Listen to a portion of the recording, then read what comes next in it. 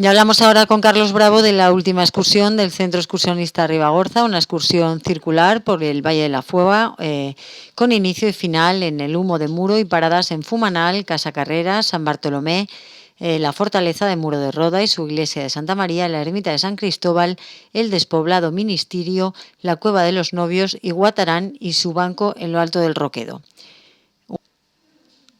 Un reportaje, como decimos, de Carlos Bravo en esta excursión que sustituía a otra también del centro excursionista, como nos cuenta él mismo. Se cambió porque el pronóstico del tiempo... Sí, el pronóstico del tiempo no era muy bueno para subir a la Pardina, a la faja de la Pardina, que está ya en la zona de Ordesa, muy cerca de Añisclo, empezando en Nerín. Y bueno, como toda esta semana pasada teníamos tormentas, es un desplazamiento un poquito largo y es una zona en la que daban tormentas también para ese domingo, pues en el último momento, el día anterior, se decidió cambiar y programar una excursión circular en el Valle de la Fueva, una excursión que con el CERN no se había hecho nunca en ese formato circular, la que se conoce normalmente con el nombre de Guatarán, que es relativamente reciente. Yo la he hecho bastantes veces con otros grupos, con gente. Con el CER habíamos estado ya la primera vez en el Muro de Roda hace muchos años y después varias veces más, pero no en este formato que hicimos esta vez, que es una ruta circular muy bonita. Hay diferentes variantes, pero la que hicimos pues es muy llevadera y daba para una mañana relativamente tranquila, vaya. Con que allá nos fuimos. Retrasamos la hora de salida, no sé si en la crónica del periódico dije a las 7, porque en principio íbamos a salir a las 7, pero luego lo retrasamos a las 8. Salimos a las 8 desde Graus y ya nos fuimos en dirección a Tierra Antona. ¿Restó participantes en cambio? No, yo prácticamente lo mismo. Lo que pasa es que se anunció solamente a los que estaban apuntados ya, con lo cual algunos se borró, estuvimos 21, creo que llegamos a estar 25 en la otra, pero no se dijo a otra gente que a lo mejor se hubiera añadido. A lo mejor para otra vez hay que corregir ese punto, porque claro, hay gente que a una excursión se apunta y a lo mejor o no, y a la otra al contrario, ¿no? Pero bueno, estuvimos 21 personas y salimos de Graus a las 8 de la mañana, nos fuimos en dirección a Tierra Antona, de Tierra Antona por carreterita, en dirección al Humo de Muro, y en el Humo de Muro empezamos la ruta. Este topónimo del Humo de Muro, yo hice un artículo hace unos años ya sobre esta toponimia, digamos, degradada fonéticamente y deteriorada en ciertos aspectos y modificada en su significado original. Este humo no tiene nada que ver con ninguna hoguera ni con ningún humo, sino que es un lumo con L, lumbus, el lumbus latino que da luego lumus, que da lomo, que da loma, y la loma de la montaña, el muro está arriba, que es la muralla, muro de Roda, y en la loma de esta montaña, en ese lomo de la montaña, abajo está lumo de muro, que al castellanizarse pues se interpretó mal y se lo denominó el humo de muro. Los nativos de la zona y ahora ya la toponimia aragonesa ya le llaman el lumo, L-U-M-O, vale. No humo con H. Que tiene más sentido porque si no... Claro, es que es lo que tiene sentido y es el significado original. Esto ya hace unos años he recopilado algunos topónimos modificados porque a la gente muchas veces el hablante modifica los topónimos porque le da un sentido que cree más real, ¿no? Por ejemplo, aquí pues el Muralt da lugar al Morral, es el Muralt, el muro alto, no el Morral, porque ahí no hay ningún morral ni tiene aspecto de morral. Ese Muralt, que es pared alta, donde está la peña y el Sagrado Corazón, ese Muralt, pared alta, dio lugar al Morral, es una deformación. El ibón de toro es det oro, que es en aranés es el ibón del oro, orificio, del agujero, del collado, y da lugar al ibón de toro, esa T del det, de la contracción aranesa, porque el topónimo es aranés. Ese det es del en castellano, en aranés es det. Esa T se va a oro y sale un toro, pero no es un toro. De la nada, nunca mejor un toro de la nada. Y tampoco es oro del mineral, sino que es oro de orificio. Pues este humo lo mismo, y hay dos además, sí, no es que haya uno, es que hay dos. Está el humo de Muro y el humo de Rañín. Porque es el mismo caso. El mismo caso. Rañín está un poquito más arriba, hay una loma allí de montaña y ahí está el humo, el Umbus Lumo. Bueno, pues ahí empezamos. El Lumo es un pueblo pequeñito, es una población pequeñita de la Fueva, de muy poquitas casas. La Casa Clavería es la más famosa porque hay unas bodegas, un restaurante y casi es más de la mitad del pueblo lo que ocupa este establecimiento, vaya.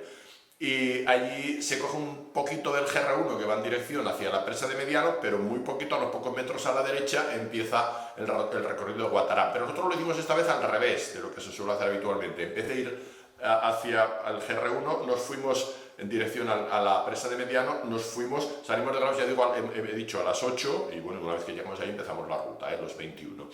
Nos fuimos un poquito por la carretera y cogimos el GR1 en dirección a Fumanal y al Muro de Roda. Enseguida se empieza por sendero, ya siempre subiendo, se llega, el primer punto al que se llega es Fumanal. Fumanal es una población, una pequeña aldea, de las 15 aldeas que estaban en torno a Muro de Roda, muchas casas individuales. Esta es una de dos casas, la casa de Don Cosme y la casa Cosculluela. La casa de Don Cosme era una de las casas más importantes de toda esa zona, era una casa en la que incluso se hacía baile los domingos, había una escuela, era una casa con mucho poderío y bueno, aún hay gente mayor que recuerda que allí se hacía baile los domingos en unos salones que había. Esta casa, la localidad, la aldea quedó despoblada y hace unos años un francés con el que yo he hablado varias veces ahí, su pareja es española, he hablado con ellos varias veces, lo tiene muy vallado, no le gusta mucho que acuda gente allí, ni te enseña nunca la casa, pero si está allí, en este caso no estaba, la conversación no la rechaza, no la rehúsa. Y yo he hablado con él más de una vez. Se ha ido arreglando la casa poco a poco porque es un casero enorme y lo ha hecho modestamente, lentamente, pero bueno, tiene allí animales, lo tiene vallado, tiene un prado. La otra, la casa Cosculluela, que es un apellido muy frecuente en la zona, está ya totalmente arruinada. Pasamos por este pueblo y esa casa de Don Cosme enorme o grande y seguimos ya un tramo del GR1 para conectar con el sendero que sube de Tierra Antona a Muro de Roda. Antes el GR1 subía por Muro de Roda, ahora no, pero está muy bien marcado.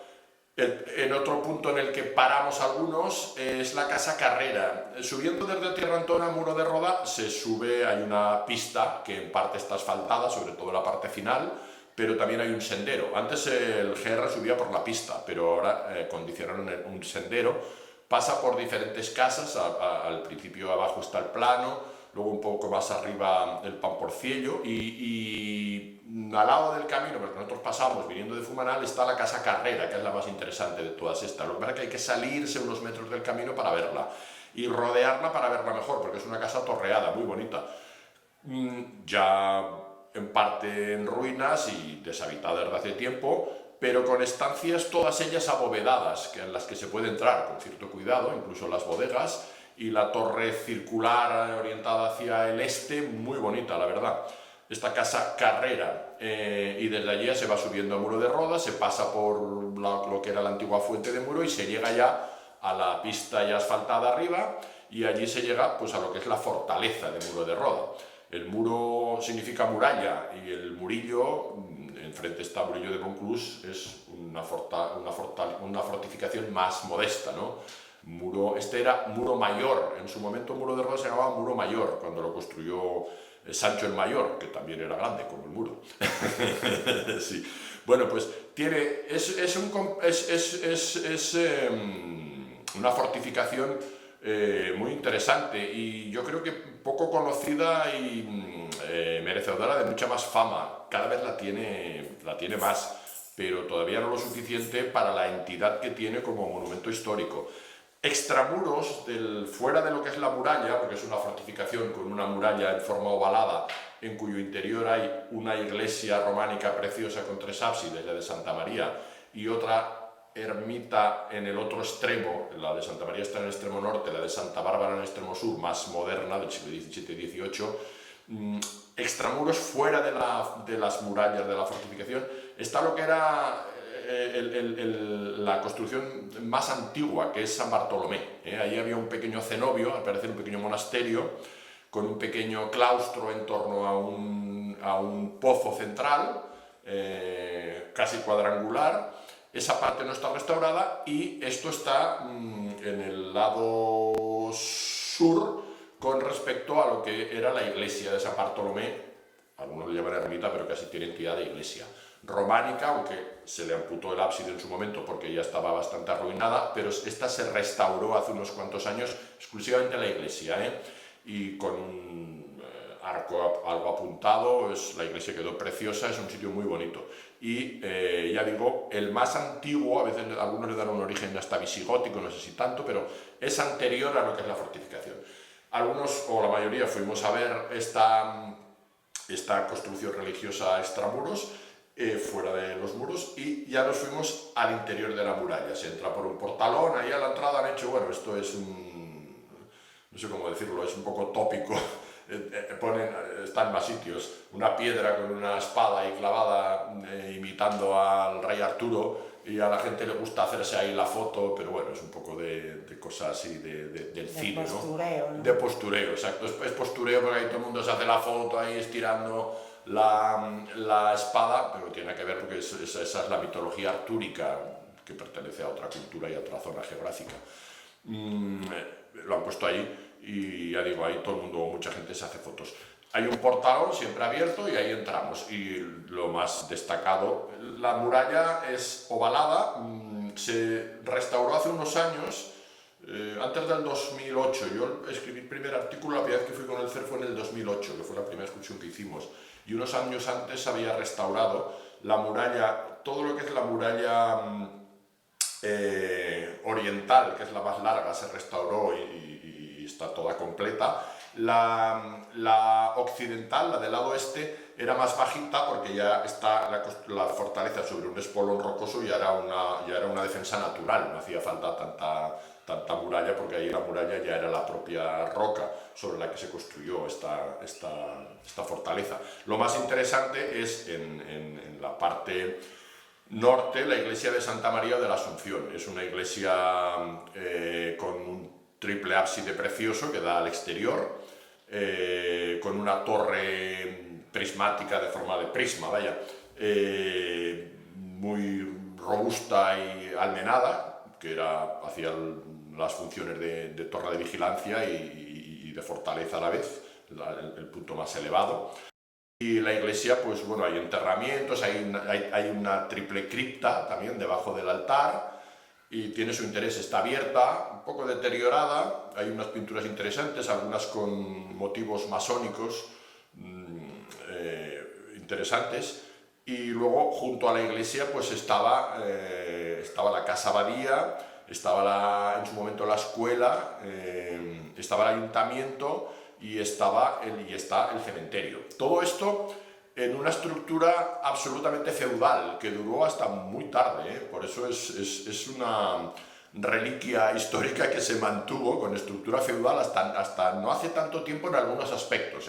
No estaba el señor feudal allí que dominaba, sino que mantenía este centro dentro del recinto. En la época medieval era un lugar en el que las 15 poblaciones que hay alrededor, muchas de ellas aldeas con casas individuales solitarias, cuando había alguna invasión o algún motivo que obligaba a ello, se encerraban en la fortaleza y allí se quedaban. Y luego pues allí estaba, lo que he dicho, el ayuntamiento, la escuela, el cementerio, la casa del cura.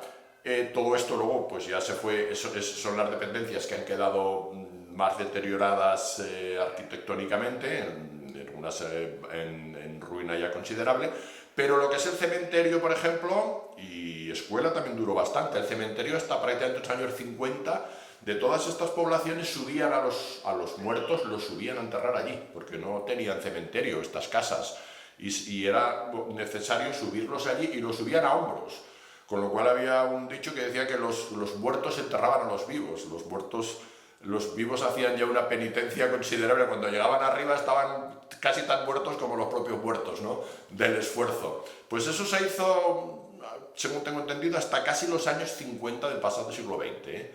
Y luego ya pues eso se fue perdiendo. Y ahora las intenciones de hace unos cuantos años, se ha asfaltado parte de la pista, la parte de arriba sobre todo, falta la parte inicial, porque se ha empezado al revés, por lo más, que es lo que estaba peor, el final de esta pista. Ya se habla desde hace tiempo de hacer algún tipo de hospedería, de hecho se han hecho algunos festivales de música recientemente, y de rehabilitar esa zona que desde luego es turísticamente tiene un gran potencial y sería muy atractivo, siempre que no se estropee demasiado y se conserve esta estructura histórica y medieval. Yo creo que está poco rentabilizado, entre comillas, ¿eh? Cuando utilizo la palabra rentabilizado no me refiero al aspecto económico solamente, sino pues, bueno, a darlo a conocer, y también en algún aspecto pues, repercutiría en el aspecto, en la cuestión económica, que sería importante también. Es un sitio extraordinario. Bueno, pues ahí estuvimos un rato, desayunamos ahí, hubo gente que se subió a la torre, tocó la campana, nos hicimos la foto de grupo con la peña montañesa y Cotilla al fondo, porque esa estampa es preciosa, y ya después pues nos fuimos, salimos al exterior, rodeando por el exterior la muralla oriental, allá al fondo también está el Turbón, y abajo las vistas del Valle de la Fueva son estupendas, como desde el lado occidental las vistas del pantano de Mediano también son estupendas, y también incluso de Monte Perdido más al fondo, siguiendo pues esta línea que ya tenemos siempre muy vista del Turbón, Cotilla, Peña Montañesa y luego el Monte Perdido, las tres sorores. Desde allí se sigue un sendero, hay cuando llegas al final, fuera ya de la ermita de Santa Bárbara, a la que no fuimos, tampoco insistimos mucho porque la ermita de Santa Bárbara está en el interior del recinto amurallado, pero se encaló, es más moderna, la rebozaron toda y es bastante fea, salvo el punto final, que es pues una parte incrustada también en la muralla, que también servía de vigilancia, de vigilancia no con un torreón como en el lado norte con la iglesia de Santa María, pero sí también con una pequeña torre de vigilancia, con una ventanita muy pequeña, también defensiva en el otro lado. Había más construcciones defensivas probablemente en la zona, pero un poquito más allá hay también una construcción que nunca he conseguido saber muy bien, pero claro, esa zona estaba bastante fortificada. En el otro lado está Murillo de Monclús, que también era otra pequeña fortaleza. Un poquito más allá también está en conexión, está el castillo de Troncedo, en el otro lado está Samitier, o sea que en esa zona tenemos bastantes construcciones medievales interesantes, unas mejor conservadas que otras y unas más restauradas que otras. Samitier también fue restaurado. Seguimos, ahí hay varios senderos, nos fuimos en dirección a otra ermita, ya de corte más popular y arquitectónicamente poco interesante, que es la ermita de San Cristóbal. Desde allí descendimos un poco y nos fuimos hacia Ministerio. El Ministerio es un despoblado, la gente suele decir ministerio, pero el nombre es Ministerio, más difícil de pronunciar, todo IS, Ministerio. Ministerio pues está totalmente arruinado. Yo me acuerdo que nuestro amigo Cachano, José Plana, que es de un pueblo de la zona, al que nos hemos referido aquí algunas veces, y es de Arasanz, que está un poquito más abajo, pero también era uno de los pueblos que estaba en la órbita del Muro de Roda. Por cierto, lo de Muro de Roda es que se me ha olvidado comentar porque mucha gente lo pregunta. El nombre inicial fue Muro Mayor, cuando lo construyó Sancho III el Mayor, rey de Navarra, uno de cuyos hijos, Ramiro I, pues luego fue el primer rey de Aragón. Aunque antes Gonzalo lo fue de Ribagorza y Sobrarbe, hermanastro, digamos, de Ramiro I. Fue después Ramiro II el monje, que lo fueron a buscar a San Juan de la Peña, y porque se había hecho monje, pero los nobles lo fueron a buscar porque no querían que se apoderaran del reino los templarios y las órdenes militares. Este fue el que lo adjudicó a Roda de Isávena, como dependiente de Roda de Isávena, y por eso se le añadió este nombre de Muro de Roda, que mucha gente confunde porque dice, pues esto está en Roda, ¿no? Está bastante lejos de Roda de Isávena, es más, está en otra comarca. pero durante un tiempo perteneció a Roda. Estas cuestiones históricas son muy curiosas, porque mientras que Muro de Roda pertenecía a Roda, Graus pertenecía a San Vitorián, que está allí mucho más cerca, ¿eh? Es muy curioso. Y Torres del Obispo también pertenecía a San Vitorián, y estas cosas de las dependencias eclesiásticas. El que Graus, ya lo hemos dicho muchas veces, o algunas veces, no era la capital de Ribagorza porque no estaba bajo la jurisdicción de los condes de Ribagorza, estaba bajo la jurisdicción del abad de San Vitorián. Por eso Roda y Benabarre fueron las capitales. Graus no podía serlo. Hasta el siglo XVI no pasó a ser, digamos, estar bajo la jurisdicción del condado de Ribagorza. Este paréntesis histórico lo cerramos y nos seguimos caminando. Nos vamos hemos estado en la ermita de San Cristóbal y desde allí a Ministerio. Dejamos el Ministerio, que está totalmente arruinado. Me acuerdo, estaba hablando y retomo lo de José Plana, que me acuerdo que una vez fuimos por ahí andando con él, Cachano, y decía, aquí venía yo a bailar, que tenía una bailadera aquí, y dice, y ahora está todo en ruinas. Digo, claro, no queda nada. Es un pueblo que da bastante pena porque se ha apoderado la ruina absolutamente. Cada vez que vas, pues ya casi no quedan ni casas, está ya muy camuflado. Lo más interesante, que pasa el caminete que lleva a Guatarán, es la fuente, que también una parte que había de construcción también se ha arruinado, pero queda allí ese recodo de la fuente. Desde allí se sube un poquito hacia un roquedo, y ese roquedo, esa zona es la que se llama Guatarán. Era un nombre bastante olvidado, pero que se ha puesto de moda desde que abrieron este camino. Han puesto ahí un banco, además, un banco de estos, no un banco en una caja de ahorros, un banco para sentarse, que ahora está muy de moda en muchos sitios del Sobrarbe, poner un banco así alargado en sitios donde tienes buena vista. Ahí hay que tener un poco de cuidado cuando te levantas del banco, porque si coges mucho impulso igual te vas abajo y te caes. Ahora le han puesto ahí que antes no estaba, pero le han puesto un poquito de publicidad de la fueva en la parte, en el respaldo del banco, y ahí se hacen todos fotos, y nos hacemos.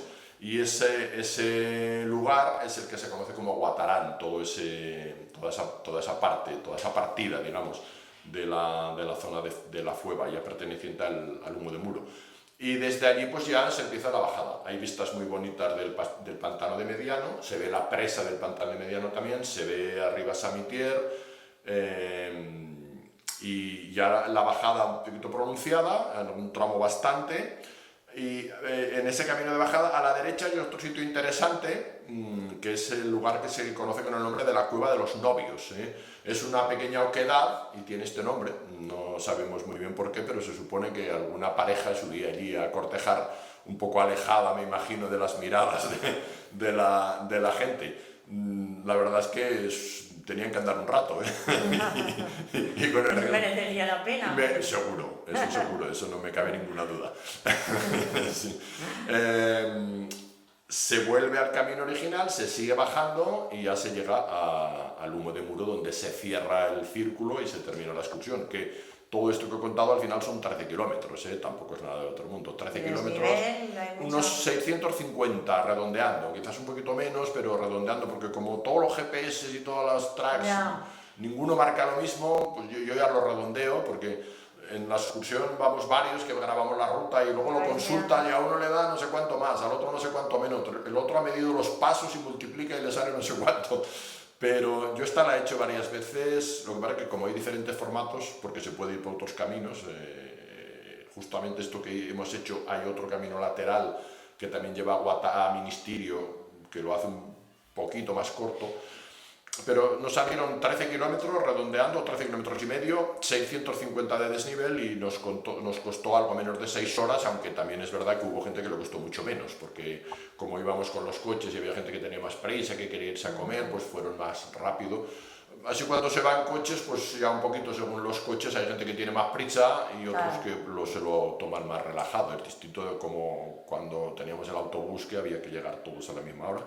Y ya llegamos al humo de Muro, creo que eran sobre la 1:30 más o menos del mediodía. Y a la mayoría pues nos vinimos a comer a casa, algunos tomando una cervecita, una entierrantona, bien fresquita y bien buena ahí en la Casa Puyuelo, en la terraza ahí en Tierrantona. Pues esa es la excursión, creo que lo he contado ya todo, y ese fue el recorrido. es una excursión muy bonita, que hace mucha gente, y ahí a Muro de Roda cada vez va más gente, también sube mucho ciclista, gente corriendo. Es un punto cada vez más conocido de esta zona de Sobrarbe, que tengo que decir, y siempre lo digo, y es verdad, que está muy bien señalizada. Hay muchos caminos, cada vez más. Yo estoy haciendo muchos, hace poco hice uno por aquí, por la zona, en la margen derecha del pantano del Grado, justo enfrente de la aldea de Puicinca, de San Martín, de Clamosa, y está muy bien señalizada. Nos encontramos ahí con unos ciclistas austriacos, y toda esta zona del Sobrarbe, hay que reconocer el mérito que tienen, ha traído muchísima gente para bicicleta de montaña, porque han señalizado muchos caminos y hay una oferta estupenda. Yo siempre utilizo esta frase: por donde pasa una bici pasas tú andando. Es más fácil pasar andando que en bicicleta, claro. Aunque hay veces que yo pienso, digo, andando no estás tú, y bajar en bici también o mejor.